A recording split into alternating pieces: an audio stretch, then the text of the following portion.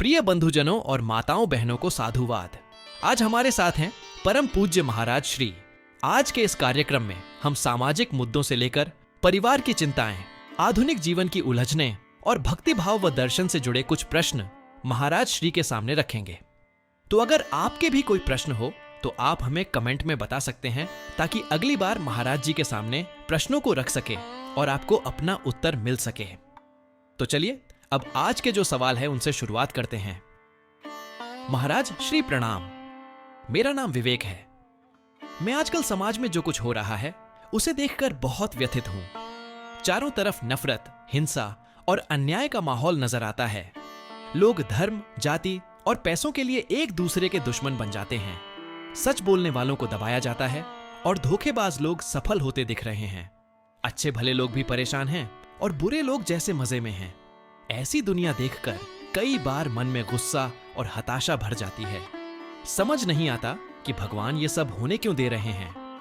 क्या संसार में सच और न्याय कभी जीतेंगे भी या नहीं? हम आम लोग क्या कर सकते हैं इस अंधकार को दूर करने के लिए? कभी कभी तो लगता है कि भगवान भी चुप बैठे हैं। पापियों को सजा नहीं मिलती और सज्जन लोग पिसते जाते हैं। महाराज जी, कृपया बताइए कि इस माहौल में हमें कैसा दृष्टिकोण रखना चाहिए और क्या ईश्वर सच में न्याय करते हैं? देखो विवेक, तुम्हारे प्रश्न में जो पीड़ा है वह आज बहुत से भले लोगों की पीड़ा है। तुम सही कहते हो कि दुनिया में इस समय अन्याय, हिंसा और नफरत की आंधी चल पड़ी है। ये कलयुग का दौर है जहां अक्सर अधर्म और असत्य का जोर दिखाई देता है। लेकिन बेटा, इसका यह मतलब नहीं कि सत्य और न्याय हमेशा के लिए हार गए। हमारे शास्त्रों में बार बार यह आश्वासन दिया गया है कि सत्यमेव जयते, अंततः सत्य की ही जीत होती है। हाँ, बीच में समय जरूर लगता है, प्रतीक्षा करनी पड़ती है। स्वयं भगवान श्री कृष्ण ने गीता में कहा है, यदा यदा हि धर्मस्य ग्लानिर्भवति भारत, अभ्युत्थानम अधर्मस्य तदात्मानं सृजाम्यहम्। अर्थात जब जब धर्म, न्याय, सच्चाई कमजोर पड़ जाता है और अधर्म बढ़ जाता है, तब तब मैं स्वयं धर्म की रक्षा के लिए अवतार लेता हूं। तो भगवान देर सवेर हस्तक्षेप करते ही हैं। सोचकर देखो, त्रेता युग में रावण जैसे बलशाली अधर्मी ने कितना आतंक मचाया था। क्या भगवान चुप रहे? नहीं, प्रभु श्री राम ने अंततः उसका सर्वनाश किया। महाभारत में दुर्योधन ने पांडवों पर अत्याचार की सभी हदें पार कर दी, यहां तक कि द्रौपदी का चीरहरण किया गया। एक समय को लगा अधर्म जीत जाएगा। पांडव वन वन भटकते रहे, पर अंत में धर्मराज युधिष्ठिर को न्याय मिला, सत्य की विजय हुई। तो इतिहास गवाह है कि पाप चाहे कुछ समय के लिए फल फूल जाए, उसकी जड़ उखड़ती जरूर है। मैं जानता हूं आज का माहौल देखकर तुम्हारा दिल टूटता है, क्रोध भी आता है, हताशा भी होती है। यह स्वाभाविक है, मगर तुम एक सच्चे इंसान हो। तुम्हें निराश होकर हाथ पर हाथ धरे नहीं बैठना चाहिए। भगवान को कोसने से पहले हमें खुद से पूछना होगा, हम क्या कर रहे हैं धर्म की रक्षा के लिए? बेटा, भगवान ने तो हमें सही राह दिखाने को गीता, रामायण जैसे शास्त्र दिए हैं, संतों का मार्गदर्शन दिया है। अब ये हमारा कर्तव्य है कि हम अपने हिस्से का दीपक जलाएं। अंधेरा कितना ही घना हो, एक छोटा दीपक भी रोशनी फैलाता है। अगर समाज में नफरत है तो तुम अपने आसपास प्रेम और इंसाफ की भावना फैलाने का प्रयत्न करो। दुनिया में बहुत बुराई है, मगर अच्छाई भी कम नहीं है। तुम जैसे जागरूक और संवेदनशील लोग ही उम्मीद हैं। दूसरों को छल कपट करते देखकर तुम भी वैसा करने लगो तो अंतर क्या रह जाएगा? याद रखो, भगवान के घर देर है, अंधेर नहीं। ईश्वर की न्याय की तुला धीमे ही सही पर चलती जरूर है। कई बार पाप का फल तुरंत नहीं दिखता, पर इसका अर्थ यह नहीं कि पापी बच गए। कर्मों का हिसाब बड़ा पेचीदा लेकिन अचूक है बेटा। जब समय आएगा तो बुरे कर्म अपने आप अपना फल लाएंगे, आज नहीं तो कल। तुम्हारा काम है कि तुम सत्य का साथ न छोड़ो। अपने भीतर के क्रोध को सही दिशा में प्रयोग करो। अन्याय का विरोध अवश्य करो, मगर मर्यादा और अहिंसा के साथ।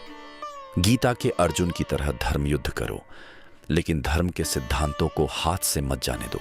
भगवान पूरी तरह चुप नहीं है, वो हम सबके भीतर अंतरात्मा की आवाज बनकर बोलते हैं। बहुत बार हम ही उसे अनसुना कर देते हैं और फिर दोष ऊपर वाले को देते हैं। अगर समाज में अंधेरा है तो ईश्वर ने हमें दीपक बनने का मौका दिया है। तुम अपने जीवन में न्याय, सत्य और प्रेम को जितना हो सके उतना लागू करो। छोटे छोटे कर्मों से भी फर्क पड़ता है।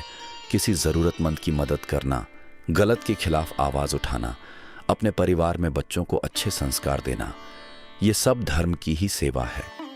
और प्रार्थना करो, हिम्मत मत हारो। भगवान से प्रार्थना करो कि तुम्हें और समाज को सही दिशा मिले। देखो, द्वापर युग में जब अत्याचार हद से बढ़ गए थे, तब अंततोगत्वा कृष्ण को अवतार लेना पड़ा और महाभारत के रूप में पाप का निर्णायक अंत हुआ। परिवर्तन आया, लेकिन युद्ध के बाद बहुत पीड़ा झेलनी पड़ी सबको। हम नहीं चाहते फिर वैसी स्थिति आए, इसलिए समाज को खुद जागना होगा। ईश्वर हमारे प्रयासों में तभी मदद करेंगे जब हम सच्चे दिल से अपने फर्ज निभाएं। इसलिए हताश मत हो, यह युग परीक्षा का समय है। हमें धैर्य, साहस और नेकी के दीप जलाते रहना है। अंत में जीत अच्छाई की ही होगी। ये कोई कोरी दिलासा नहीं, ये सनातन सत्य है जिसे हमारे पूर्वजों ने बार बार अनुभव किया है। तुमने कहा कि आम लोग क्या करें, तो आम लोग मिलकर भी तो असाधारण ताकत बन जाते हैं। अगर हर घर में, हर दिल में हम थोड़ा सा भी प्रेम, ईमानदारी और न्याय की लौ जलाएंगे तो अंधेरा टिक नहीं पाएगा। भगवान पर भरोसा रखो, उनके न्याय पर विश्वास रखो, पर साथ ही अपने कर्म को मत छोड़ो। गीता में श्री कृष्ण ने कहा है, कर्म करते जाओ, फल की चिंता मुझे रहने दो। तुम बस सही राह चलो। समय आने पर सुख दुख का संतुलन ईश्वर स्वयं कर देंगे। और यदि जीवन में कभी असत्य हावी होता दिखे तो श्री राम, श्री कृष्ण, महादेव को याद कर लेना। बड़े बड़े अत्याचारी उनका कुछ नहीं बिगाड़ सके, वे स्वयं काल के गाल में समा गए। पांडवों ने अत्याचार सहकर भी धर्म नहीं छोड़ा, इसी कारण आज भी उनका यश है। तो परिस्थिति कैसी भी हो, तुम अपने अंदर के इंसान को मरने मत देना, अपना दिल कठोर मत होने देना। ये दुनिया एक मंच है, यहाँ बुरे कलाकार भी आएंगे और अपना भाग खेलकर चले जाएंगे। हमें अपने हिस्से का सच्चाई और नेकी का रोल निभाना है, बाकी ईश्वर के न्याय चक्र पर छोड़ दो। निराशा भी पाप के समान है। गीता में अर्जुन भी हताश होकर हथियार डालने को तैयार था, तब कृष्ण ने उसे फटकार लगाई थी कि यह नैराश्य क्षत्रिय धर्म के विरुद्ध है। तुम जीवन रूपी कुरुक्षेत्र में हो, घबराओ मत। मन में भगवान का स्मरण रखकर सत्य और धर्म की ढाल लेकर आगे बढ़ते रहो। देर सवेर अंधकार छूटेगा ही, प्रकाश जीतेगा ही, यह ईश्वर का नियम है। महाराज श्री नमस्ते। मैं अनिता हूं और अपने परिवार की स्थिति को लेकर बहुत परेशान हूं। हमारे घर में हमेशा कलह का माहौल रहता है। मेरे पति और मेरे सास ससुर के बीच बात बात पर तनातनी हो जाती है। कोई भी एक दूसरे को समझने को तैयार नहीं है। बेचारे बच्चे भी इस रोज रोज के झगड़े को देखकर सहम जाते हैं। एक ओर पति मुझसे उम्मीद करते हैं कि मैं उनका साथ दूं, दूसरी ओर सासू मां चाहती हैं कि मैं उनके पक्ष में रहूं। मैं बीच में पड़कर पिस रही हूं महाराज जी। न मैं अपने पति को दुखी देख सकती हूं, न अपने सास ससुर को। एक बहू और पत्नी होने के नाते मुझसे घर संभालने की आशा की जाती है, पर मैं खुद असमंजस में हूं कि क्या करूं। घर का माहौल इतना खराब हो चुका है कि प्यार और सम्मान जैसे गायब हो गए हैं। हर कोई बस अपनी ही बात मनवाना चाहता है। मैंने कई बार कोशिश की सबको शांत कराने की, समझौता कराने की, लेकिन कुछ समय बाद फिर वही लड़ाई झगड़े शुरू हो जाते हैं। मुझे डर है कि कहीं मेरे बच्चे इस तनाव भरे माहौल में बिगड़ न जाएं या मानसिक रूप से आहत न हों। धर्म ग्रंथों में परिवार की एकता और घर की शांति के बारे में बहुत कुछ कहा गया है। मैं जानना चाहती हूं कि ऐसे हालात में मुझे क्या करना चाहिए, कैसे मैं अपने परिवार को टूटने से बचाऊं और घर में सुख शांति ला सकूं। कोई आध्यात्मिक मार्गदर्शन दीजिए महाराज जी, जिससे हमारे घर का कलह खत्म हो और सब प्रेम से रह सके। बेटी अनिता, तुम्हारी बात सुनकर दुख भी होता है और चिंता भी। परिवार वो जगह होनी चाहिए जहां शांति और स्नेह मिले, मगर जब घर के लोग ही आपस में लड़ें तो वास्तव में बड़ा कष्टदायक होता है। तुम दो पाटों के बीच पिस रही हो, एक तरफ पति, एक तरफ सास ससुर और बीच में मासूम बच्चे। सबसे पहले तो तुम्हें अपने मन को मजबूत रखना होगा और धैर्य नहीं खोना होगा। घबराओ मत, हम मिलकर इसका रास्ता सोचते हैं। देखो, झगड़े की जड़ अक्सर अहंकार होता है। मैं सही हूं, मेरी ही बात मानो। तुम्हारे पति को शायद लगता होगा कि माता पिता पुराने ख्याल के हैं और बेवजह दखल देते हैं। तुम्हारे सास ससुर को लगता होगा कि बेटा बहू उनकी इज्जत नहीं कर रहे या उनके तरीके से घर नहीं चला रहे। दोनों पक्ष अपने अपने दृष्टिकोण को सही ठहराना चाहते हैं। ऐसे में टकराव होना स्वाभाविक है, लेकिन इसका हल किसी एक की जीत या हार से नहीं निकलेगा, बल्कि सबके थोड़ा थोड़ा झुकने से निकलेगा। बेटा, हमारे शास्त्र परिवार को बहुत महत्व देते हैं। कहा गया है कि गृहस्थ आश्रम समाज की नींव है। रामायण में भी देखो, राम परिवार की मर्यादा के लिए राजपाट छोड़कर वन चले गए। भरत ने मातृभक्ति और भ्रातृप्रेम के कारण राज सिंहासन ठुकराकर 14 साल तक भाई की खड़ाऊं रखकर राज्य चलाया। आज के युग में हमसे इतना त्याग संभव न हो, मगर सीखने वाली बात यह है कि परिवार तभी टिकता है जब उसमें त्याग और समर्पण की भावना हो, एक दूसरे के दृष्टिकोण को समझने का प्रयास हो। मैं तुम्हें सलाह दूंगा कि पहले तो तुम खुद क्रोध या पक्षपात से बचो। कई बार अनजाने में बहू पर किसी एक का पक्ष लेने का ठप्पा लग जाता है। तुम खुद निष्पक्ष रहकर प्रेम से काम लोगी तो धीरे धीरे दोनों पक्ष तुम्हारी बात सुनेंगे। जब माहौल शांत हो तब अपने पति से खुलकर बात करो।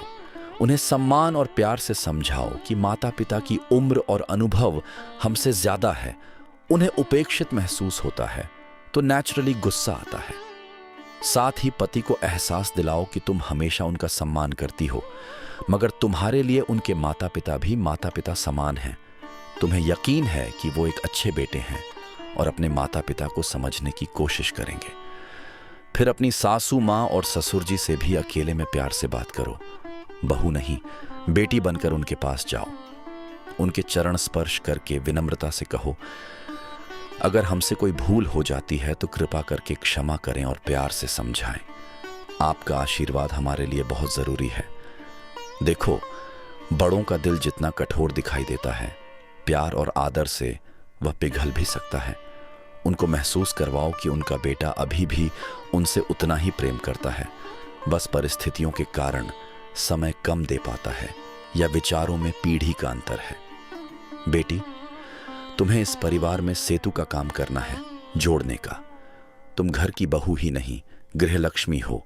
स्त्री में अद्भुत शक्ति होती है परिवार को बांधे रखने की। तुम्हें खुद अपनी शक्ति पहचाननी होगी। तुम धैर्य और प्रेम की मूर्ति बनकर इस घर में ऐसा वातावरण ला सकती हो कि बाकी सदस्य धीरे धीरे शांत हो जाएं। एक तरीका है रोजमर्रा की दिनचर्या में भगवान को शामिल करना। सुबह शाम घर में आरती या प्रार्थना करो और कोशिश करो कि पति, सास, ससुर, बच्चे सब 2 मिनट को ही सही साथ बैठें। जब परिवार एक साथ भक्ति करता है तो मन अपने आप नरम पड़ते हैं। उदाहरण के लिए शास्त्रों में शिव परिवार की कथा आती है। भगवान शिव, माता पार्वती, पुत्र गणेश और कार्तिकेय, चारों में कभी कभी मतभेद के प्रसंग हैं। एक बार गणेश जी का सिर कट गया और हाथी का सिर लगा। कार्तिकेय नाराज होकर कैलाश छोड़ चले गए, पर अंततः वे प्रेम से जुड़े रहे, क्योंकि परिवार का मूल सूत्र प्रेम है। बाकी सब मतभेद गौण हैं। तुम्हें छोटे छोटे प्रयास निरंतर करते रहने हैं।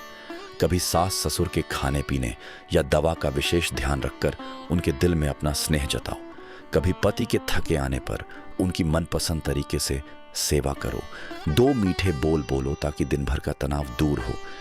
ये मत सोचो कि मैं ही सब क्यों करूं, क्योंकि तुम समझदार हो और ये प्रश्न लेकर समाधान खोज रही हो तो पहल भी तुम्हें ही अधिक करनी पड़ेगी। परिवार में जो सबसे समझदार और सहनशील होता है उसे भगवान जिम्मेदारी भी ज्यादा देते हैं। इस समय वह तुम हो। जब अगली बार कोई बहस छिड़े तो एकदम से उसे सुलझाने मत दौड़ो।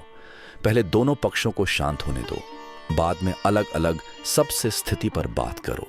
गुस्से में कोई किसी की नहीं सुनता, इसलिए बहस के वक्त विषय बदल दो, बच्चों का हवाला दे दो या हाथ जोड़कर कहो, आप सब मेरी खातिर शांत हो जाएं। कभी कभी भावुक प्रार्थना भी असर कर जाती है। फिर ठंडे दिमाग से पतिदेव को बताओ कि माता पिता का दिन अब ज्यादातर तुम दोनों के सहारे ही कटता है। उनके पास और कुछ नहीं सिवाय तुम्हारे। और माता पिता को भी समझाओ कि बेटे बहू पर बहुत दबाव है, थोड़ा उन्हें अपनी जिंदगी अपने तरीके से जीने की आज़ादी दें। दोनों पक्षों को एक दूसरे की दृष्टि से स्थिति दिखाओ। बेटी, कोई भी परिवार परफेक्ट नहीं होता।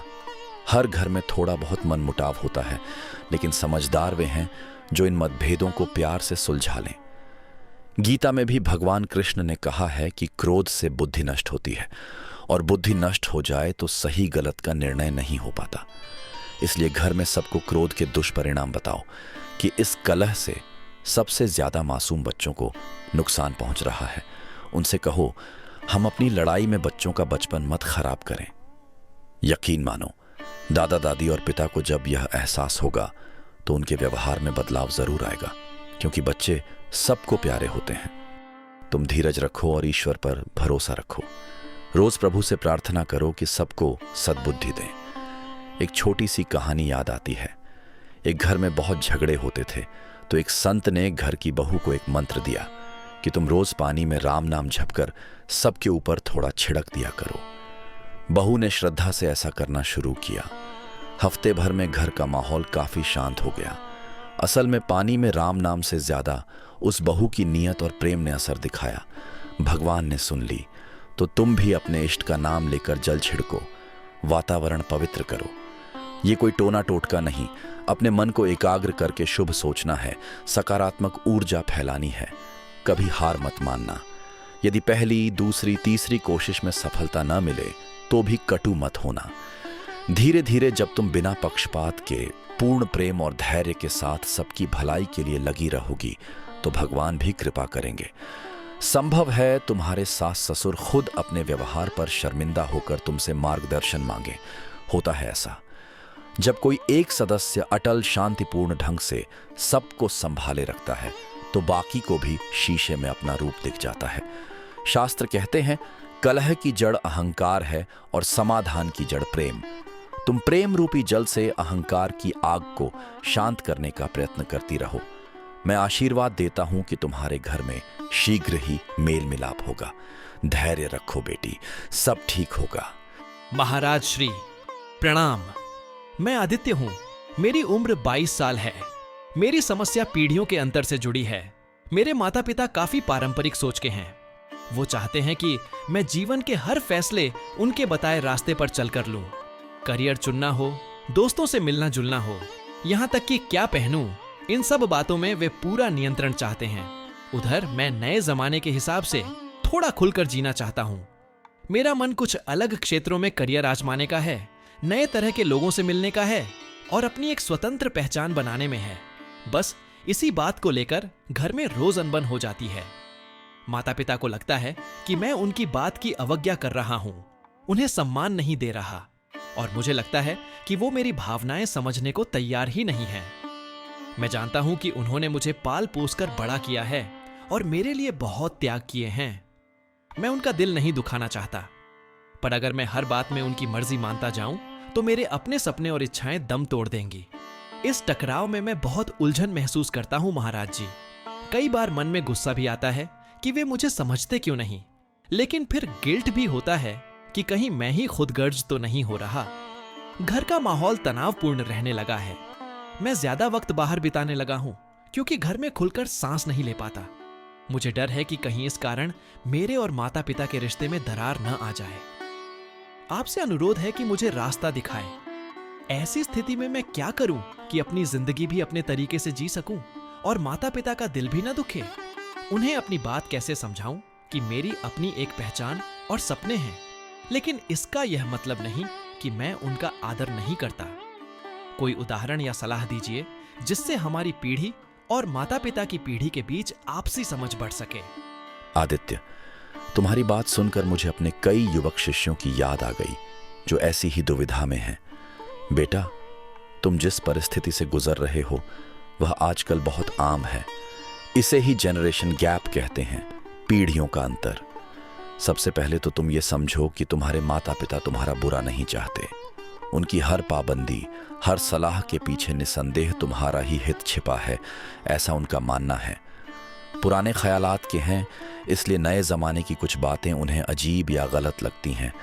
वहीं तुमने नई दुनिया देखी है तो तुम्हारा नज़रिया अलग है। दोनों अपनी जगह सही हैं, बस संवाद की कमी है। शास्त्रों में माता पिता का स्थान देवताओं से भी ऊंचा कहा गया है। मातृदेवो भव, पितृदेवो भव। मगर वहीं यह भी सत्य है कि हर आत्मा को अपना जीवन पथ चुनने का हक ईश्वर ने दिया है। श्री कृष्ण ने गीता में अर्जुन से कहा था कि सोच समझकर जो उचित लगे वह निर्णय स्वयं लो। यहां तक कि भगवान ने भी आखिर में अपना मार्ग चुनने की स्वतंत्रता दी। तुम अपने जीवन के जो सपने देख रहे हो वे भगवान ने ही तुम्हारे दिल में डाले होंगे। तुम्हारे माता पिता का कर्तव्य है तुम्हें सही मार्गदर्शन देना, पर तुम्हारा कर्तव्य है अपने जीवन को अपनी क्षमता अनुसार सफलता से जीना। इन दोनों में संतुलन बनाना मुश्किल जरूर है, पर नामुमकिन नहीं। पहले माता पिता की भावनाएं समझो। उन्होंने जमाने की बड़ी ठोकरें खाई हैं, उन्हें जीवन का अनुभव है, इसलिए वे डरते हैं कि कहीं तुमसे कोई गलती ना हो जाए। वो सुरक्षा देना चाहते हैं क्योंकि प्यार करते हैं, लेकिन कभी कभी प्यार में ओवर प्रोटेक्टिव हो जाना उल्टा असर कर देता है। ये उन्हें धीरे से समझाना पड़ेगा। तुम्हें अपने काम से, अपने आचरण से दिखाना होगा कि तुम जिम्मेदार हो, अपना भला बुरा समझते हो। जब वो देखेंगे कि मेरा बेटा संस्कारी भी है और समझदार भी, तो उनकी चिंता कम होगी और पकड़ ढीली पड़ेगी। तुम कहते हो ना कि घर में दम घुटता है। इसका हल भागना नहीं है, बल्कि बैठकर साफ दिल से बात करना है। एक समय चुनो जब माहौल ठीक हो। माता या पिता, जिसे भी तुम अपने दिल के सबसे करीब महसूस करते हो, उससे अकेले में अपने दिल की बात कहो। अपना प्यार जताओ। उन्हें भरोसा दो कि मैं आपकी बहुत इज्जत करता हूं और आपकी राय मेरे लिए महत्वपूर्ण है। मैं जो करना चाहता हूं उसमें गलत कुछ नहीं है और मैं आपका निरादर करने की सोच भी नहीं सकता। आप अपनी नजर से भी मेरी स्थिति देखिए। हर इंसान की कुछ इच्छाएं होती हैं, सपने होते हैं। आपके भी युवा समय में रहे होंगे।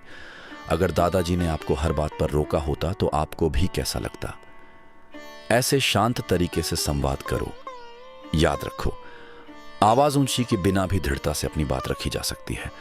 कई युवा गुस्से में माता पिता से बहस करते हैं, चिल्लाते हैं। इससे बात सुलझने की बजाय और बिगड़ जाती है। तुम ऐसा कभी मत करना।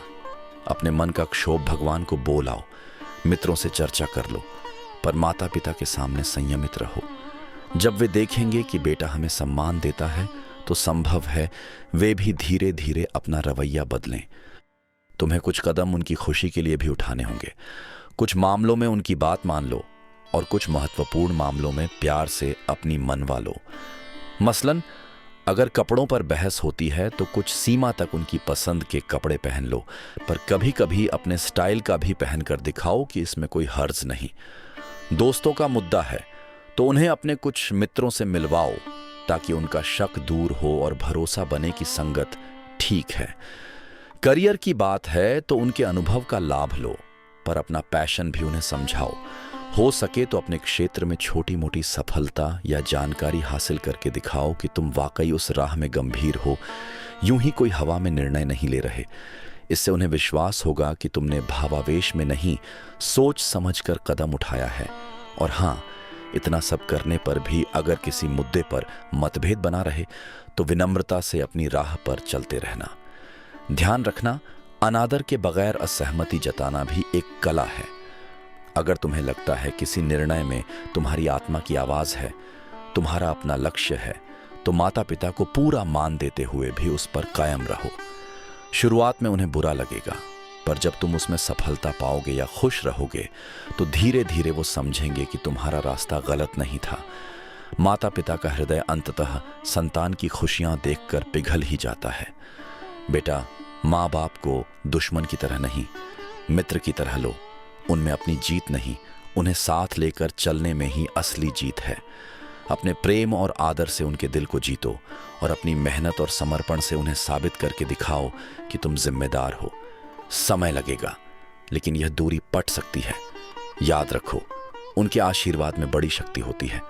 उसे पाने के लिए अगर कभी थोड़ा झुकना भी पड़े तो झुको, पर अपनी आत्मा के सत्य को भी जीवित रखो। प्रभु से प्रार्थना करो कि तुम्हारे माता पिता को तुम्हारी भावनाएं समझने की बुद्धि दें और तुम्हें भी धैर्य और सही दिशा दें। मैं आश्वस्त हूं कि कुछ वर्ष बाद तुम पीछे मुड़कर देखोगे तो पाओगे कि यह टकराव प्रेम और समझ में बदल गया है। धीरज रखो और प्रेम से आगे बढ़ो, सब शुभ होगा। महाराज श्री, प्रणाम। मैं राहुल हूं। मेरी उम्र 35 साल है। महानगर में एक बड़ी कंपनी में ऊंचे पद पर काम करता हूं। बाहर से देखते हैं तो सबको लगता है मेरे पास सब कुछ है, अच्छी नौकरी, बढ़िया तनख्वाह, आरामदायक जिंदगी। लेकिन सच कहूं तो इस भाग दौड़ भरी जिंदगी ने मुझसे मेरी शांति छीन ली है। सुबह से रात बस काम के पीछे भागता रहता हूं। काम का तनाव ऐसा है कि दिमाग हमेशा भारी रहता है। रात को नींद नहीं आती, दिल में एक अजीब सी बेचैनी बनी रहती है। ऑफिस में हर समय प्रदर्शन का दबाव, टारगेट पूरा करने की चिंता, आगे बढ़ने की होड़, इन सब ने मुझे जैसे मशीन बना दिया है। खुद के लिए, परिवार के लिए तो जी ही नहीं रहा। घर पर भी ईमेल और कॉल में उलझा रहता हूं। पैसे तो कमा रहा हूं, पर खाने का वक्त नहीं। सेहत बिगड़ रही है, ब्लड प्रेशर बढ़ गया है इस उम्र में। अपने बच्चों के बचपन में मैं ठीक से शामिल भी नहीं हो पा रहा। कभी कभी सोचता हूं कि ये सब करके हासिल क्या होगा? क्या बस पैसा कमाने के लिए ही जिंदगी है?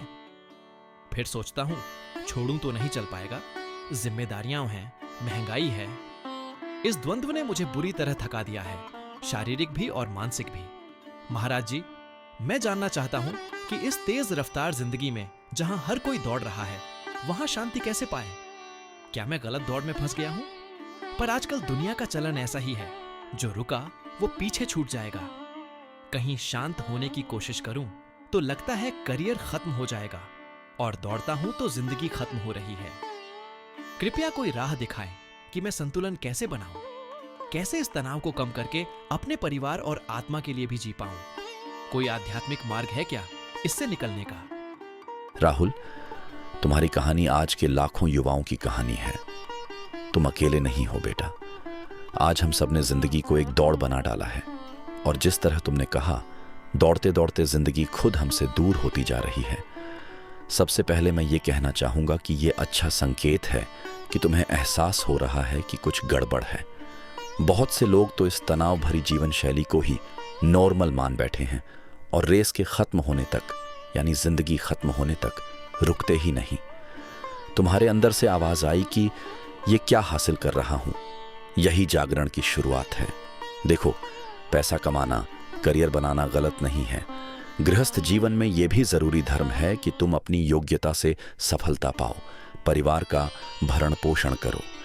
भगवान कृष्ण ने भी गीता में अर्जुन को कर्मयोग का उपदेश दिया था। कर्तव्य निभाना जरूरी है, लेकिन संतुलन रखना उससे भी ज्यादा जरूरी है। गीता में ही भगवान कहते हैं कि युक्ताहार विहारस्य युक्त चेष्टस्य कर्मसु युक्त स्वप्नावबोधस्य योगो भवति दुःखः। जो व्यक्ति खाने पीने, मनोरंजन, कामकाज, सोने जागने में संयम और संतुलन रखता है, उसके जीवन से दुख अपने आप दूर हो जाते हैं। तुमने संतुलन खो दिया है, इसी कारण सुख चैन भी खो गया है। जब घोड़े को आंख पर पट्टी बांधकर चलाया जाता है तो वो बस सीधा भागता है और थककर चूर हो जाता है। हमारे साथ भी कुछ ऐसा हो गया है। लक्ष्य की पट्टी बांध ली है और जिंदगी के बाकी पहलू भूल गए हैं। याद करो, आखिरी बार दिल खोलकर हंसे कब थे? बिना घड़ी देखे परिवार के साथ कब बैठे थे? बिना फोन देखे एक पूरा दिन कब बिताया था? शायद याद भी ना हो।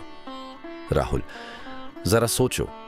मान लो तुम अभी जी जान लगाकर मेहनत करते रहे और बहुत धन दौलत कमा ली, बड़ा पद ले लिया, पर इस भाग दौड़ में अगर तुम्हारी सेहत पूरी तरह जवाब दे गई या परिवार टूट गया, तो उस सफलता का क्या मोल रहेगा? अक्सर लोग चढ़ते सूरज की तरह करियर बनाते हैं, लेकिन 50 की उम्र आते आते दिल का दौरा, मधुमेह, अवसाद, जाने किन किन बीमारियों के शिकार हो जाते हैं। उस वक्त लगता है कि काश थोड़ा कम कमाया होता, पर सुख से जिया होता। इसलिए अभी से चेत जाओ बेटा। ये जो मन में द्वंद्व है ना, दौड़ूं या रुकूं, इसका उत्तर है दौड़ते दौड़ते थोड़ी देर रुकना सीखो। मतलब अपने दिनचर्या में छोटे छोटे विराम लाओ। सुबह यदि जल्दी ऑफिस जाना है तो क्या रात को थोड़ी जल्दी सोकर सुबह आधा घंटा खुद के लिए नहीं निकाल सकते? उस आधे घंटे में प्राणायाम करो, हल्का व्यायाम करो, या यूं ही बालकनी में बैठकर सूर्योदय देखो, भजन सुनो, प्रार्थना करो। दिन भर की भागम भाग के लिए ये आधा घंटा तुम्हें मानसिक तौर पर तैयार कर देगा। ऑफिस में काम के बीच बीच में 5 मिनट आंखें बंद करके गहरा सांस लेने का अभ्यास करो। किसी को पता भी नहीं चलेगा और तुम्हारा तनाव कम हो जाएगा। ईमेल और फोन ने जिंदगी हाईजैक कर ली है। तुम कोशिश करो कि रात का खाना परिवार के साथ बैठकर एक सुकून भरे माहौल में खाओ। उस वक्त फोन अलग रख दो। शुरू में मुश्किल लगेगा, पर डिसिप्लिन बनाओगे तो तुम्हारे भीतर एक नई शक्ति महसूस होगी। भगवान ने तुम्हें परिवार दिया है, उसका सुख भी तुम्हें उठाना है। सिर्फ धन कमाकर परिवार को खिलाना ही कर्तव्य नहीं, उनके साथ समय बिताना, उन्हें खुश रखना भी तुम्हारी जिम्मेदारी है। अपने बच्चों को खिलौने देकर, अच्छी स्कूल में पढ़ाकर तुम सोचते हो फर्ज पूरा हुआ, पर उन्हें तुम्हारी मुस्कान और स्पर्श की भी जरूरत है। जब तुम उनके साथ होंगे तो तुम्हारा अपना तनाव भी कम होगा। बच्चे भगवान का रूप होते हैं, उनके साथ समय बिताने से मन हल्का होता है। मैं ये नहीं कहता कि तुम अपनी नौकरी छोड़ दो या महत्वाकांक्षा छोड़ दो, बस ये कह रहा हूं कि जीवन के हर पहलू को संतुलित जगह दो। हफ्ते में एक दिन छुट्टी होती है, उस दिन सचमुच छुट्टी लो। कहीं पार्क में परिवार संग जाओ, पुराना कोई दोस्त है तो उससे मिलो, बचपन का शौक है, संगीत, पेंटिंग, कुछ भी, उसे थोड़ा समय दो। देखना, सोमवार को तुम दुगुनी ऊर्जा के साथ काम कर पाओगे। तुम्हारी बेचैनी का एक बड़ा कारण यह भी है कि तुमने आध्यात्मिक पोषण खुद को नहीं दिया। आत्मा की खुराक भी जरूरी है, सिर्फ शरीर और बुद्धि की नहीं। अगर ध्यान भजन में मन न भी लगे तो कम से कम रोज रात 5 मिनट भगवान को धन्यवाद तो दो कि उन्होंने तुम्हें और परिवार को आज सुरक्षित रखा, रोटी दी। कृतज्ञता, ग्रेटिट्यूड बहुत बड़ी औषधि है तनाव की। जब हम वो गिनने लगते हैं जो हमारे पास है, तो जो नहीं है उसका बोझ हल्का हो जाता है। एक उदाहरण लो, महाभारत में जब पांडव वन में थे, तब भी युधिष्ठिर हर सुबह सूर्य देवता की उपासना करते थे और कहते थे, हे प्रभु, हमें आज भी संयम और संतोष देना। वनवास कठिन था, पर संतोष ने उनके मन को टूटने नहीं दिया। हमें भी वर्तमान में जो मिला है, पहले उसका सुख लेना है, फिर आगे बढ़ना है। आधुनिक जीवन ने तेज गति जरूर पकड़ ली है, पर ब्रेक तुम्हारे हाथ में है। गाड़ी तेज चलाना अच्छी बात है, लेकिन मोड़ या ट्रैफिक पर ब्रेक ना लगाओ तो दुर्घटना निश्चित है। ये समझदारी तुम्हें विकसित करनी होगी। और अगर तनाव बहुत ज्यादा बढ़ गया है तो अपने अंदर ईश्वर का स्मरण करो। 2 मिनट आंख बंद करके मन में मंत्र जप लो, ओम शांति शांति शांति। तुम पाओगे कि हृदय की धड़कनें धीमी हो रही हैं, रक्तचाप सामान्य हो रहा है। राहुल, जीवन का लक्ष्य सुखी और शांत रहना है, सिर्फ सफल दिखना नहीं। सफलता का क्या अर्थ जब मुस्कान ही खो जाए। अपने आप को रिचार्ज करना सीखो। जैसे मोबाइल को चार्ज करना पड़ता है, वैसे ही मन प्राण को भी। भागते घोड़े को भी घास पानी और आराम चाहिए, वरना गिर पड़ेगा। तुम मशीन नहीं, इंसान हो। अपने साथ मशीन जैसा व्यवहार मत करो। कंपनी को अगर 10 घंटे दे रहे हो तो खुद को और परिवार को भी रोज कम से कम 2 घंटे दो। कोई आकाश नहीं टूट पड़ेगा, बल्कि तुम्हारी गुणवत्ता काम में बेहतर होगी। हो सकता है कुछ लोग आगे निकल जाएं तुम्हारे मुकाबले, क्योंकि वो ब्रेक नहीं ले रहे, तो उन्हें जाने दो। दौड़ कोई अंतहीन चीज नहीं। अंत में वही सफल कहलाएगा जो स्वस्थ, सुखी और संतुष्ट होगा। आखिर में 4 पैसे कम भी कमाओगे, लेकिन स्वस्थ रहोगे तो वो ही असली कमाई है। अपने काम में आनंद खोजो, लेकिन काम ही जिंदगी नहीं है, ये समझो। भगवान ने इतनी सुंदर दुनिया दी है, नीला आकाश, पेड़ों की हरियाली, परिवार का प्यार। इनका आनंद लेना भी हमारा कर्तव्य है। सिर्फ पसीना बहाना ही कर्म नहीं, मुस्कुराना भी कर्म है। अगली बार जब इतवार आए तो गिल्ट मत करना कि ओह मैं काम नहीं कर रहा, बल्कि शुक्र मानना कि चलो आज जी भर के परिवार के साथ जीऊं। शुरू में बदलाव कठिन लगेगा, पर हिम्मत करो, एक एक कदम लेकर चलो। सुबह 10 मिनट अपने लिए, फिर बढ़ाकर आधा घंटा। रात का खाना फोन दूर रखकर। छुट्टी के दिन ऑफिस का काम दिमाग से निकालना। कुछ आदतें डालनी पड़ेंगी। 21 दिन कहते हैं एक आदत बनाने में लगते हैं। शुरुआती 21 दिन कट जाएंगे तो फिर ये सब जीवन का हिस्सा बन जाएगा। अंत में एक बात, कभी अकेलेपन या चिंता से बहुत घबराहट हो तो परमात्मा से बात किया करो, वह तुम्हारे भीतर ही सुन रहे होते हैं। दिन में 5 मिनट अपने इष्ट देव, जिसमें श्रद्धा हो, का ध्यान करो। उन्हें अपनी परेशानी कहो। इससे तुम्हारा दिल भी हल्का होगा और अनंत शक्ति से जुड़ाव भी महसूस होगा। ईश्वर हमसे सीधे कामकाज में हस्तक्षेप शायद न करें, लेकिन मनोबल जरूर बढ़ा देते हैं। दौड़ को नियंत्रण में लो, वरना दौड़ तुम्हें नियंत्रित कर रही है। पैसे, करियर, तरक्की जरूरी है, लेकिन उतना ही जरूरी है स्वास्थ्य, परिवार और आत्मिक शांति। अपना टाइम टेबल पुनः संतुलित करो। मैं तुमसे वादा करता हूं, कुछ ही हफ्तों में तुम देखोगे कि तनाव कम होने लगा है, नींद बेहतर हो रही है और जीवन में एक नई ताजगी आ रही है। यही सच्ची सफलता है। शुभाशीर्वाद। प्रणाम महाराज श्री। मेरा नाम सिमरन है। मेरी उम्र 19 साल है। कॉलेज में पढ़ती हूँ। मेरी समस्या थोड़ी अजीब लग सकती है, पर आजकल हम नौजवानों के लिए ये बहुत बड़ी समस्या बन गई है, स्मार्टफोन की लत। जी हाँ, मुझे मानना पड़ेगा कि मुझे मोबाइल फोन की बुरी लत लग चुकी है। पढ़ने बैठती हूँ तो 10 मिनट बाद ही हाथ अपने आप फोन की तरफ बढ़ जाता है मानो। सोशल मीडिया, चैटिंग, वीडियो, इनसे दूर ही नहीं रह पाती। कभी सोचती हूँ बस 5 मिनट फेसबुक या इंस्टाग्राम देख लूं, फिर पढ़ाई शुरू करूंगी। लेकिन वो 5 मिनट कब 2 घंटे बन जाते हैं पता ही नहीं चलता। इस चक्कर में पढ़ाई का नुकसान तो हो ही रहा है, मेरा मन भी हमेशा बेचैन रहता है। दूसरों की चमकती हुई जिंदगियां ऑनलाइन देखकर अपने जीवन से असंतोष होने लगता है। मन में एक अजीब उदासी और जलन पैदा होती है कभी कभी। ऊपर से रात को देर तक फोन चलाने से नींद भी पूरी नहीं होती। सुबह थकान से उठती हूँ, दिन भर सुस्ती छाई रहती है। मम्मी पापा डांटते हैं कि हर वक्त फोन में घुसी रहती है, मगर मैं खुद भी चाहकर नहीं छोड़ पा रही। एक तरह से मैं एडिक्टेड हो चुकी हूँ। कभी फोन दूर रखती हूँ तो ऐसा बेचैन महसूस करती हूँ कि फिर उठा लेती हूँ। मुझे सच में डर लगने लगा है कि कहीं मेरा भविष्य बर्बाद ना हो जाए। पढ़ लिख कर अच्छा करियर बनाना चाहती हूँ, लेकिन इस आदत ने पकड़ बना ली है। महाराज जी, मैं क्या करूं?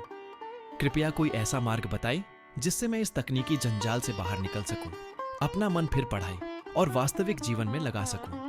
कोई आध्यात्मिक उपाय हो तो बताइए, क्योंकि आम तरीकों से बात बन नहीं रही मेरी। सिमरन, तुम्हारी समस्या वाकई इस युग की गंभीर समस्या है। पहली बात तो ये कि तुम्हारी ईमानदारी काबिले तारीफ है। कम से कम तुमने स्वीकार किया कि तुम्हें यह लत लग चुकी है। आधे से ज्यादा लोग तो ये मानने को ही तैयार नहीं होते कि वे फोन या सोशल मीडिया के गुलाम बन चुके हैं। समस्या को पहचानना उसके समाधान की ओर पहला कदम है और वो तुमने उठाया है। शाबाश बेटा। ये जो स्मार्टफोन है ना, ये वास्तव में एक दुधारी तलवार जैसा है। सही इस्तेमाल करो तो ज्ञान का भंडार, मनोरंजन का साधन, अपनों से संपर्क का जरिया, सब कुछ है। लेकिन यदि इसने तुम्हें इस्तेमाल करना शुरू कर दिया तो ये समय, ऊर्जा, एकाग्रता सब काट कर रख देता है। तुमने बिल्कुल सही शब्द इस्तेमाल किया, लत। विज्ञान भी अब मानता है कि सोशल मीडिया और फोन की आदत ड्रग्स की तरह ही दिमाग में केमिकल बदलाव लाती है। डोपामिन रिलीज होता है और इंसान उसके पीछे भागता है। लेकिन घबराओ मत, जिस इंसान ने इसे बनाया है वो इससे बड़ा है। मतलब तुम मशीन या तकनीक से ऊपर हो, भगवान की संतान हो। तुम्हारे अंदर इच्छा शक्ति है, संयम है, बस उसे जगाना होगा। सबसे पहले अपने मन को समझाओ कि फोन तुम्हारा नौकर है, तुम उसके गुलाम नहीं। रोज सुबह उठकर खुद से कहो, मैं अपना कीमती समय फोन पर बर्बाद नहीं करूंगी। मैं इसका इस्तेमाल जरूरत भर के लिए करूंगी, बेवजह नहीं। संकल्प, रेजोल्यूशन बहुत ताकतवर चीज है। अभी तक तुम अनजाने में फोन चला रही थी, अब जानबूझकर इस्तेमाल करोगी। अब कुछ व्यावहारिक कदम उठाओ, जैसे पढ़ाई के समय अपना फोन बिल्कुल अलग कमरे में रख दो या मम्मी को दे दो कि परीक्षा तक आप रख लो। शुरू में मन तड़पेगा, बार बार भागेगा, पर यही तो अभ्यास है मन को काबू करने का। गीता में श्री कृष्ण ने कहा है कि मनुष्य स्वयं ही अपना मित्र है और स्वयं ही शत्रु। जिसने मन पर विजय पाली उसने सबसे बड़ी जंग जीत ली। अभी तुम्हारा मन तुम्हारा शत्रु बना हुआ है, जो तुम्हें बहला फुसला कर फोन की ओर ले जाता है। पर जैसे ही तुम दृढ़ निश्चय करोगी और मन को ना कहने लगोगी, मन तुम्हारा मित्र बनने लगेगा। तुम्हारे फोन में ही ऐसी सेटिंग होगी कि रोज कितने घंटे कौन सा ऐप चलाया ये देख सको। वो देखो और खुद तय करो कि कल मुझे 1 घंटा कम करना है कुल इस्तेमाल। एकदम से 5 घंटे से 0 पर नहीं आ पाओगी तो धीरे धीरे कटौती करो। आज 15 मिनट कम, कल 20 मिनट कम। अपनी प्रगति लिखती चलो एक डायरी में, इससे मनोबल बढ़ता है। साथ ही खाली जगह को भरना भी जरूरी है। जो समय तुम फोन पर बिताती थी उसे किसी रचनात्मक चीज में लगाओगी तभी आदत छूटेगी। जैसे शाम को 1 घंटा मोबाइल के बजाय टहलने चली जाओ पार्क में, कोई किताब पढ़ो, मनोरंजक या प्रेरक कुछ भी, संगीत सुनो, अगर मुमकिन हो तो मोबाइल से नहीं, कोई और जरिया या बिना नेट के भजन आदि। माता पिता से बात करो, रसोई में कुछ नई रेसिपी ट्राई करो, मतलब हाथ और दिमाग को ऑल्टरनेट काम दो। हमें बुरी आदत को अच्छी आदत से रिप्लेस करना होता है। यहां आध्यात्मिक तरीका भी बहुत कारगर होगा, मेडिटेशन और प्राणायाम। तुम कहोगी ये तो और मुश्किल है, पर सच मानो, अगर दिन में 2 बार भी तुम 10-10 मिनट ध्यान में बैठ जाओ, शुरुआत में भले मन इधर उधर भागे, तो तुम्हारी आत्मशक्ति बढ़ने लगेगी। ध्यान क्या है? अपने आप को ऑब्जर्व करना, अपने विचारों का साक्षी बनना। यह अभ्यास धीरे धीरे तुम्हें अपने मन का मालिक बना देगा। और जब मन का तुम पर नियंत्रण होगा तो फोन जैसी वस्तु की औकात ही क्या है तुम्हें मोहरे की तरह नचाने की। तुमने कहा तुम्हें दूसरों की ऑनलाइन जिंदगियां देखकर जलन होती है, उदासी होती है। यह बहुत गंभीर प्रभाव है सोशल मीडिया का। लोग वहां बस अपनी खुशियां और नकली चमक दिखाते हैं, दुख कोई नहीं दिखाता। परिणाम स्वरूप देखने वाले को लगता है सबकी जिंदगी मुझसे बेहतर है, पर यह सच नहीं है। हर इंसान के जीवन में संघर्ष है, बस कोई इंस्टाग्राम पर पोस्ट नहीं करता कि आज उदास हूं या कल झगड़ा हुआ। तो इस धोखे में मत आओ। तुलसीदास जी ने कहा था, पर हित सरिस धर्म नहीं भाई, पर पीड़ा सम नहीं अधमाई। दूसरों का भला करना सबसे बड़ा धर्म और किसी को कष्ट देना सबसे बड़ा पाप। सोशल मीडिया ने इसको उल्टा कर दिया है। हम दूसरों की दिखावटी खुशियां देख देख कर खुद को पीड़ा दे रहे हैं और जाने अनजाने ईर्ष्या करके पाप भी कर रहे हैं। इससे बचना है तो सबसे बढ़िया है कि थोड़े समय के लिए सोशल मीडिया डिटॉक्स लो। 1 हफ्ते का ब्रेक लेकर देखो। शुरुआती 2 दिन बहुत मुश्किल लगेंगे, तीसरे दिन से दिमाग थोड़ा हल्का लगेगा। उस खाली समय में असली दुनिया में अपने दोस्तों से मिलो या किसी रिश्तेदार को मिलने जाओ। असल मुस्कानें और बातचीत साझा करो। तुम्हें एहसास होगा कि रियल लाइफ की दोस्ती, हंसी ठिठोली का मजा अलग ही है, वो स्क्रीन पे नहीं मिल सकता। और सबसे बड़ी बात, खुद से प्यार करना सीखो, खुद को स्वीकार करो। फोन का नशा हमें खुद से दूर कर देता है। हम वैलिडेशन के लिए नोटिफिकेशंस और लाइक्स पर निर्भर हो जाते हैं। खुद को बोलो कि मैं योग्य हूं, मुझे हर घड़ी बाहर से मनोरंजन या अप्रूवल की जरूरत नहीं। जब अकेले बैठकर बोर होने लगो तो समझो यही सेल्फ ग्रोथ का समय है। कुछ क्रिएटिव सोचो, ईश्वर का ध्यान करो या बस प्रकृति को निहारो। बोरियत सहना भी एक कला है जो आजकल खो गई है, लेकिन जिसने ये सह ली वो कभी मुफ्त का टाइम पास ढूंढने को मजबूर नहीं होगा। सिमरन, तुम्हारी उम्र अभी कच्ची है और आदतें डालने की है। अगर अब संभल गई तो आगे चलकर बड़े संकट से बच जाओगी। आज बहुत से अधेड़ उम्र के लोग भी इसी जाल में फंसे हैं, पर तुम्हारे पास फायदा है कि समय रहते सचेत हो रही हो। अपने लिए सख्त बनो। माता पिता डांटते हैं तो बुरा मत मानो, वो सही कहते हैं, पर तुम्हें अपनी लड़ाई खुद लड़नी है। धीरे धीरे दिन में फोन का टाइम कम करके एक दिन ऐसा भी आएगा कि जरूरी काम के अलावा तुम फोन को छुओगी भी नहीं। उस दिन तुम्हें एक आजादी का एहसास होगा, जैसे तुमने वाकई किसी बेड़ी को तोड़ दिया। और तब तुम्हारा पढ़ाई में, करियर में जो मन लगेगा, जो एकाग्रता आएगी, वो अभूतपूर्व होगी। थोड़ा बहुत फोन उपयोग मॉडर्न लाइफ में चलेगा। हम संत या सन्यासी नहीं कि फोन बिल्कुल छोड़ दें, लेकिन मर्यादा में रहे तो कोई हानि नहीं होगी।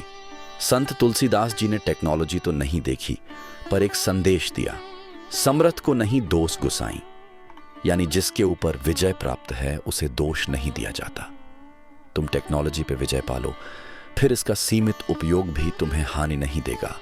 भगवान से प्रार्थना करो हर सुबह कि तुम्हें दृढ़ इच्छा शक्ति दें।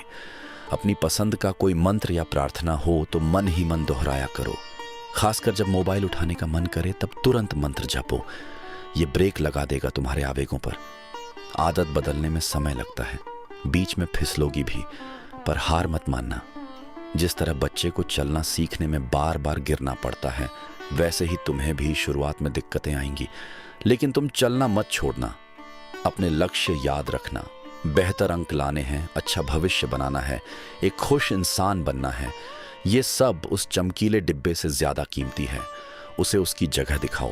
जितनी सेवा के लिए है उतना ही इस्तेमाल करो। मैं तुम्हारे उज्जवल भविष्य की कामना करता हूं। मुझे पूरी उम्मीद है कुछ ही महीनों में तुम हमें खुशखबरी दोगी कि तुमने इस बुरी लत पर काफी हद तक काबू पा लिया है। तब तुम खुद को असली आजाद और खुशनसीब महसूस करोगी। मेरा आशीर्वाद है तुम्हारे साथ। जय श्री कृष्ण। महाराज श्री, मेरा नाम संध्या है। मेरी उम्र 30 साल है।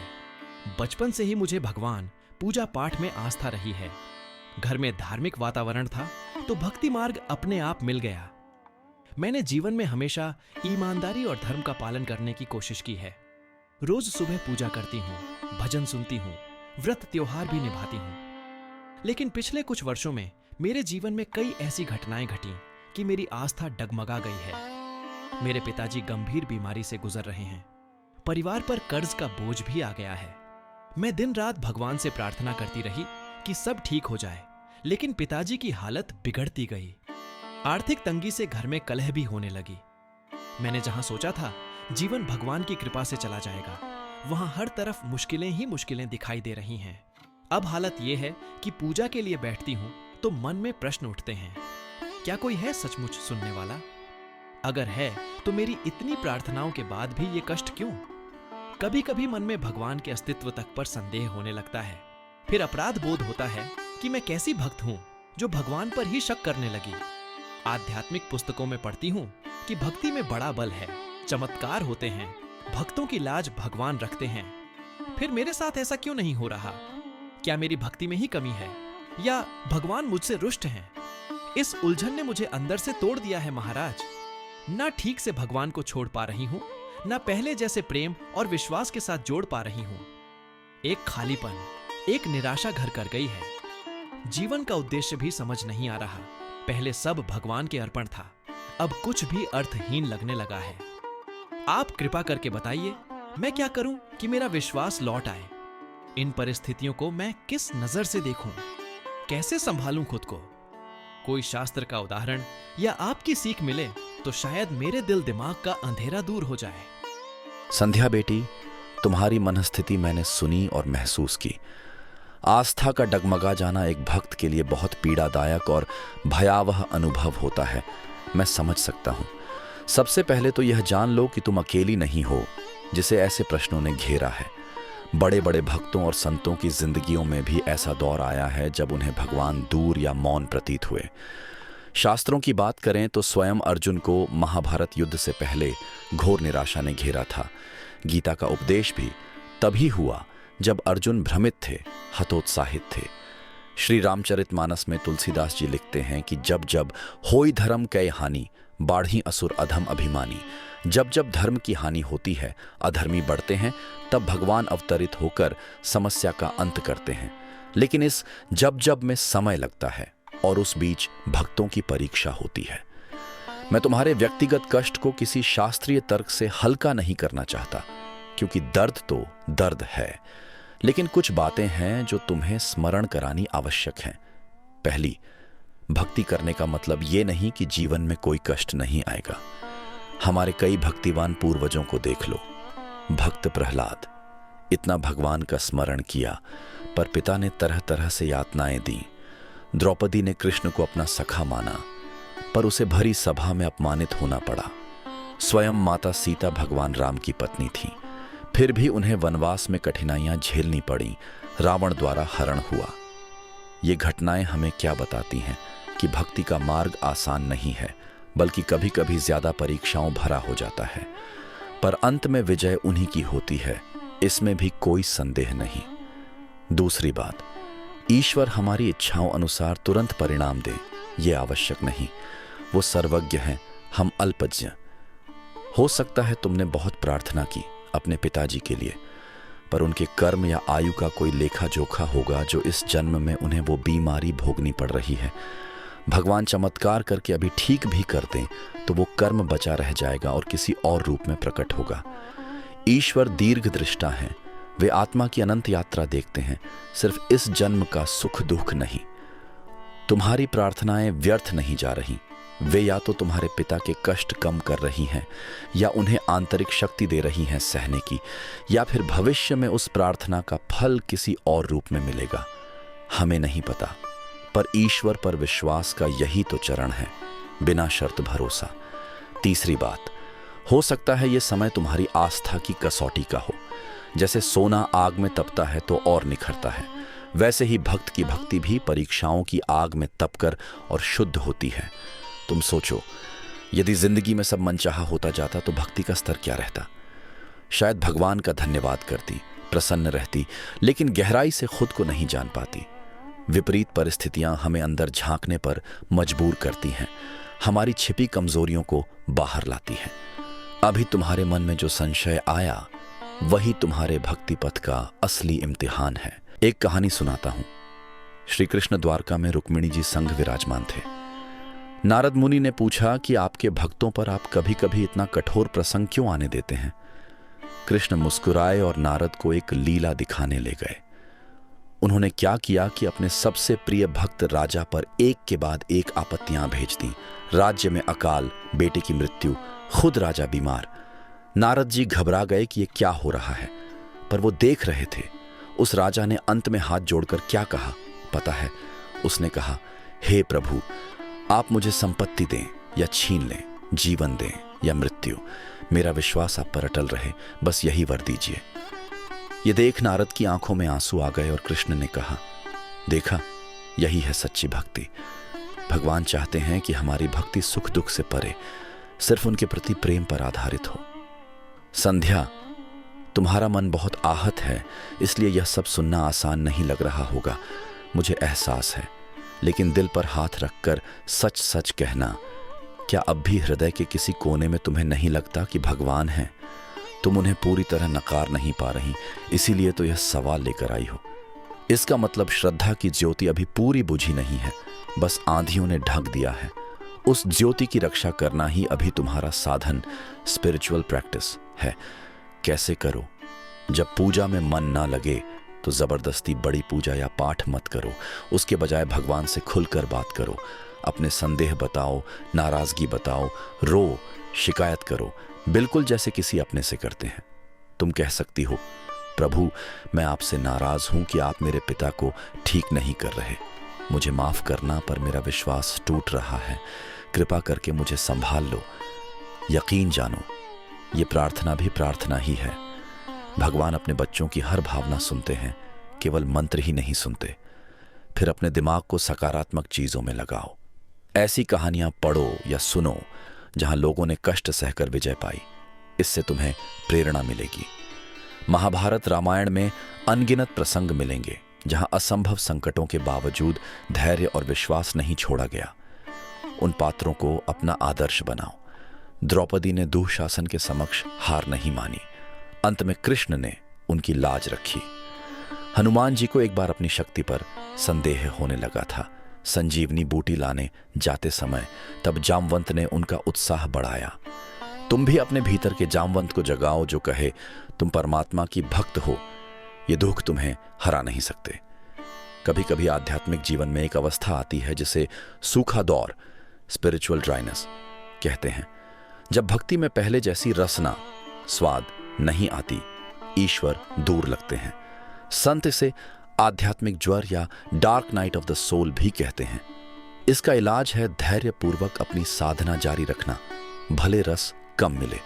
जैसे बीमार को खाना फीका लगता है पर खाना तो पड़ता है ताकि शरीर टिक सके, वैसे ही इस दौर में पूजा पाठ हो सकता है मैकेनिकल लगे पर करते रहो। अंतरतम में भगवान देख रहे हैं कि मेरा भक्त अभी भी प्रयास कर रहा है। एक और उपाय, अपनी भक्ति का स्वरूप थोड़ा बदल कर देखो। अगर अब तक पूजा पाठ ज्यादा किया तो कुछ समय सेवा कार्य करो, किसी जरूरतमंद की मदद करने निकल जाओ, अनाथालय या वृद्धाश्रम जाकर सेवा करो, या कीर्तन भजन मंडली के साथ मिलकर सामूहिक भजन करो। अकेले मन ना लगे तो संगत का सहारा लो, सत्संग बहुत बल देता है। दूसरे भक्तों के अनुभव सुनो कि कैसे उन्होंने मुश्किल वक्त काटा, इससे तुम्हें बल मिलेगा। तुमने पूछा, भगवान रुष्ट हैं क्या? मेरे मन में आया ये कहना, भगवान अपने भक्त से कभी रुष्ट नहीं होते, वे माता पिता की तरह हैं। हाँ, कभी कभी वे खामोश हो जाते हैं ताकि हम उन्हें और पुकारें। जैसे माँ बच्चे को सुलाने के लिए थपकी देती है पर कभी अचानक गोद से उतार देती है ताकि बच्चा चलना सीखे, वैसे ही परमात्मा भी कुछ पल के लिए दूर प्रतीत होते हैं ताकि हमारी आत्मिक टांगों में खड़ा होने की ताकत आए। पर जब कभी हम बिल्कुल गिरने वाले होते हैं वे दौड़कर थाम भी लेते हैं। तुम्हारे पिताजी की बीमारी, आर्थिक तंगी, ये सब बहुत वास्तविक समस्याएं हैं। भक्ति का अर्थ ये नहीं कि हम हाथ पर हाथ धरकर सिर्फ मंत्र जपें और समस्या दूर हो जाए। भक्ति का अर्थ है संकट में भी समत्व, इक्वानिमिटी रखना और जो कर्तव्य बनता है वो करते रहना। तुम डॉक्टरों की अच्छी सलाह लो, सेवा में कमी मत रखो, आर्थिक समस्या के समाधान के लिए संभव प्रयास करो। ये सब करते हुए भगवान पर छोड़ दो कि नतीजा क्या होगा। गीता का सार भी यही है, कर्मण्येवाधिकारस्ते मां फलेषु कदाचन। कर्म करो, फल की चिंता मुझे ईश्वर को करने दो। आखिर में एक गहरी सांस लो, आंखें बंद करो और भीतर महसूस करो कि इस सारे संघर्ष के बावजूद तुम अब तक टिकी हुई हो। क्या ये अपने आप है? नहीं, कोई ना कोई शक्ति तुम्हें थामे हुए है। वही भगवान है जो अदृश्य रूप से तुम्हें शक्ति दे रहा है क्योंकि तुम उनकी शरण में थी। हो सकता है चमत्कार रूप में चीजें ठीक ना हुई हों, मगर भीतर से जो सहन शक्ति तुम्हें मिली है वो उसी की देन है, इसीलिए अब तक सब झेल भी पाई हो। अपने विश्वास को एक अनमोल पौधे की तरह फिर से सींचना शुरू करो। रोज थोड़ा थोड़ा प्रार्थना करो, चाहे रोकर करो चाहे गुस्से में करो, पर ईमानदारी से करो। भगवान से कहो मेरी नया पार करो, या तड़पते हुए भी साथ मत छोड़ना। तुम्हें भरोसा नहीं है ना कि वो हैं, तो उन्हें चुनौती की तरह ही सही कहो कि अगर हो तो अपना हाथ दिखाओ, मैं हार रही हूं। कभी कभी हम ईश्वर को चुनौती भी देते हैं बच्चे की तरह, और भगवान मुस्कुराकर किसी न किसी रूप में जवाब दे ही देते हैं। याद रखना, भक्ति कोई सौदा नहीं कि मैंने पूजा की तो मुझे सुख ही मिले। भक्ति तो एक प्रेम संबंध है आत्मा और परमात्मा का। उसमें कभी कभी मान मनोबल, शिकवे शिकायत सब होता है, पर प्यार बना रहता है। तुम्हारा प्यार कमजोर नहीं पड़ा, बस परिस्थितियों की धूल जम गई है। विश्वास का कपड़ा मैला हो गया है आंसुओं और शकों से। इसे फिर से धोना है धैर्य और समर्पण के जल से। मैं तुम पर बहुत कृपा और आशीर्वाद भेज रहा हूं बेटी। तुम जैसे भक्त ही वास्तव में भगवान के प्रिय होते हैं, क्योंकि तुम जूझ रही हो उन्हें पाने के लिए। ये बुरा वक्त कट जाएगा, ये बादल छूटेंगे। हो सकता है कल परिस्थिति वैसी ना रहे, पिताजी अच्छे हो जाएं या और कुछ समाधान निकले, तब तुम्हारी भक्ति और भी प्रगाढ़ होगी, क्योंकि तुम ये दौर पार करके निकली हो। और अगर दुर्भाग्यवश परिस्थितियां सुधरने में समय लगे, तब भी तुम जान जाओगी कि ईश्वर की शरण में रहकर दुख भी काटे जा सकते हैं और मन की शांति खोए बिना जी सकते हैं। तुम्हारे जीवन का उद्देश्य अभी यही है, इस परीक्षा से उत्तीर्ण होना। भगवान पर पहले जैसे भरोसा नहीं है तो आधा भरोसा ही सही, उसी के सहारे कदम बढ़ाओ। वो कहते हैं ना, fake it till you make it. थोड़ी देर को मान लो कि प्रभु तुम्हारे साथ हैं और अपना कर्तव्य करती जाओ। धीरे धीरे ये दिखावटी भरोसा सच्चे भरोसे में बदल जाएगा जब तुम ईश्वर का कोई न कोई अनुग्रह देखोगी। उनकी कृपा हमेशा हमारे आसपास होती है, बस दृष्टि धुंधली होने से हमें दिखती नहीं। यकीन मानो, प्रभु तुम्हें निराश नहीं करेंगे। तुम्हारा विश्वास लौटेगा, पहले से भी अधिक मजबूत होकर लौटेगा। यही मेरी शुभकामना है। प्रणाम महाराज श्री, मेरा नाम नेहा है। मैं 20 साल की हूं और ग्रेजुएशन कर रही हूं। मेरा सवाल यह है कि आजकल मेरे कॉलेज में हर लड़की अपने बॉयफ्रेंड के साथ घूमती है और जो ऐसा नहीं करती उन्हें पिछड़ा हुआ समझा जाता है। मैंने भी एक लड़के से दोस्ती की, लेकिन अब वो मुझसे गलत चीजों की उम्मीद करता है, जैसे रात को बाहर मिलना या शारीरिक नजदीकी। मैं मना करती हूँ तो वो नाराज हो जाता है। मुझे डर है कि कहीं मेरी जिंदगी गलत दिशा में न चली जाए। साथ ही भविष्य की चिंता है, क्या करियर बनेगा, क्या माँ पापा को खुश रख पाऊंगी। महाराज जी, मैं अपने मन को कैसे सही रास्ते पर लाऊं? नेहा बेटी, सबसे पहले तो तुझे मेरा आशीर्वाद। तूने जो प्रश्न पूछा है ना, वो आज की लाखों बच्चियों के मन में है, लेकिन बोल नहीं पाती। और तूने साहस दिखाया, सच्चाई से अपना मन खोला। यही तेरे भीतर की संस्कारिता का प्रमाण है। देखो बेटी, आज के कॉलेजों का माहौल एक तरह का भावनात्मक युद्ध क्षेत्र बन चुका है, जहां एक तरफ पढ़ाई, करियर, माता पिता के सपने हैं, वहीं दूसरी तरफ दोस्ती, आकर्षण और समाज का दबाव है, और सबसे ज्यादा फैशन में बहने की होड़। तूने कहा कि लड़कियां जो बॉयफ्रेंड नहीं बनाती उन्हें पिछड़ा कहा जाता है। तो सुन, जिन्हें खुद अपनी दिशा नहीं मालूम वही दूसरों को पिछड़ा कहते हैं। जो खुद गिर रहे हैं वो तुझे क्यों नहीं खींचेंगे? बेटी जरा सोच, क्या जीवन का मतलब बस इतना रह गया है कि कोई लड़का हाथ में गुलाब दे और कहे आई लव यू और तू पिघल जाए? क्या तू इतनी कमजोर है कि दूसरों के वैलिडेशन के लिए तू अपने शरीर और आत्मा से समझौता कर ले? तेरे माँ बाप ने तुझे इसीलिए जन्म दिया था कि तू किसी लड़के की रात की लालसाओं का शिकार बन जाए। नहीं बेटी, तुझे इसीलिए नहीं भेजा गया इस धरती पर। तेरे भीतर जो शक्ति है वही तो दुर्गा, सरस्वती और सीता की शक्ति है। ये जो लड़का तुझसे गलत चीजों की उम्मीद करता है ये दोस्त नहीं है, ये तो तुझे इस्तेमाल करना चाहता है। और अगर तू मना करती है और वो नाराज हो जाता है तो समझ लेना, जिस रिश्ते में तुझे ना कहने की आजादी नहीं वो रिश्ता प्यार नहीं, जंजीर है। तू जानती है प्रेम वो होता है जो सम्मान दे, जो रक्षा करे, जो तेरे सपनों को और उड़ान दे। रामायण में जब माता सीता को रावण ने सोने की लंका दी, गहने दिए, रथ दिए, वैभव दिया, क्या उन्होंने कहा चलो ठीक है फैशन है? नहीं बेटी, उन्होंने कहा मेरे शरीर से ज्यादा मेरी मर्यादा की कीमत है। बेटा, आज की लड़कियां सोचती हैं कि अगर सब कर रहे हैं तो मैं क्यों नहीं, लेकिन जो लड़की इस भीड़ में भी अपनी पवित्रता और मर्यादा को थामे रहती है वही असली राजकुमारी होती है। अब तेरे दिल में सवाल है, मेरा भविष्य क्या बनेगा? क्या माँ बाप को खुश रख पाऊंगी?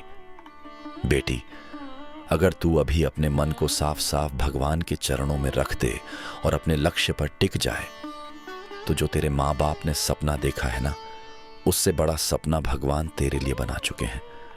लेकिन इसके लिए एक शर्त है, तुझे खुद को पहचानना होगा। जिस दिन तूने अपने मन को यह कह दिया कि मैं भगवान की बेटी हूं, कोई खिलौना नहीं जो कोई भी जब चाहे खेल जाए, उस दिन से तेरा जीवन बदल जाएगा। भक्त मीरा को देख, वो भी तो राजघराने की थी, लेकिन उन्होंने शरीर नहीं आत्मा का प्रेम चुना और दुनिया उनका मजाक उड़ाती रही। लेकिन आज हर गली गली में उनका नाम है। मीरा दीवानी हो गई, लेकिन किसके लिए? श्री कृष्ण के लिए, और भगवान खुद उसके हो गए। बेटी, तुझे भी प्रेम करना है, पर उस प्रेम से जो शुद्ध, निर्मल और आत्मिक हो। तू भगवान को कहे, हे प्रभु, अभी मैं आपकी हूं। जब आप चाहें, जैसे चाहें, किसी योग्य पुरुष को भेजें, मैं जीवन भर आपकी मर्यादा में रहूंगी। आजकल का ये dating culture, live in culture, ये सब सिर्फ शरीर की भूख है, आत्मा की नहीं। और जो लड़की इनसे बच जाती है वही भविष्य में एक सशक्त मां बनती है, एक आदर्श पत्नी बनती है, एक ऐसी स्त्री बनती है जिससे समाज रोशनी लेता है। तू डर मत।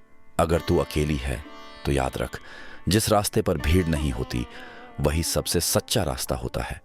अभी से ही ब्रह्मचर्य का पालन कर, भगवान का नाम जप कर, अपने समय को पढ़ाई और साधना में लगा। शाम को 15 मिनट प्राणायाम, भगवान का नाम, और रात को सोने से पहले प्रभु से विनती कर, हे प्रभु, मुझे अपने मार्ग पर अडिग बनाओ। जो मेरे लिए ठीक नहीं उससे मेरी रक्षा करो।